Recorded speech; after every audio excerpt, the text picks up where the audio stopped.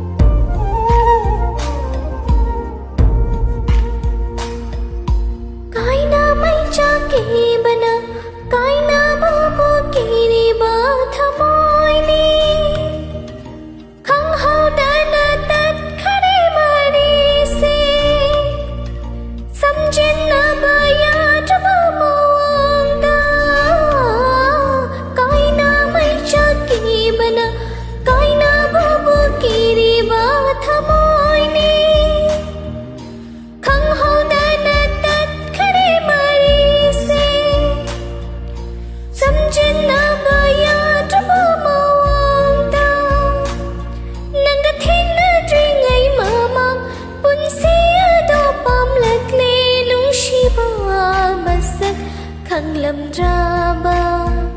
wajadam loyeshu ngasidi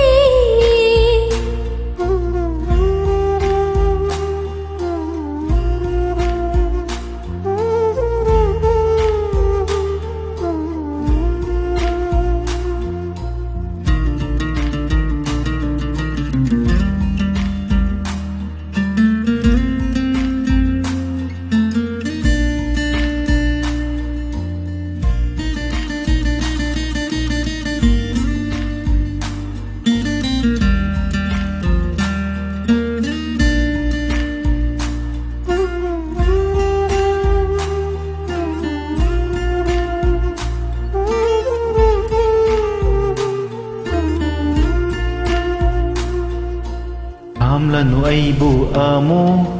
chatlage lamdam se thadokduna nungsibi nangi saktam utlanu aigi mangsida amo Hamlanu aibu amo chatlage lamdam se thadokduna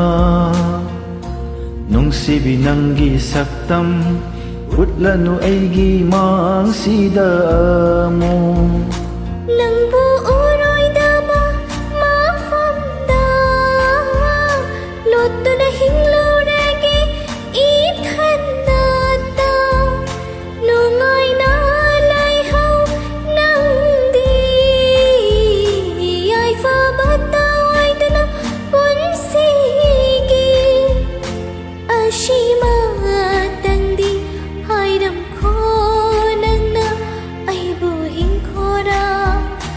Aibu shikroda, aibu hinkhoda, aibu shikroda. Yaba ngamdraba thamoina,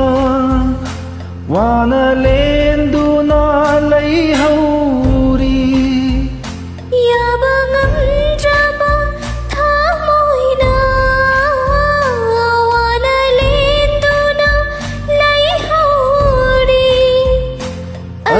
matangdi Hairam kho nang nang Aibu hing khora Aibu si khora Aibu hing khora Aibu si khora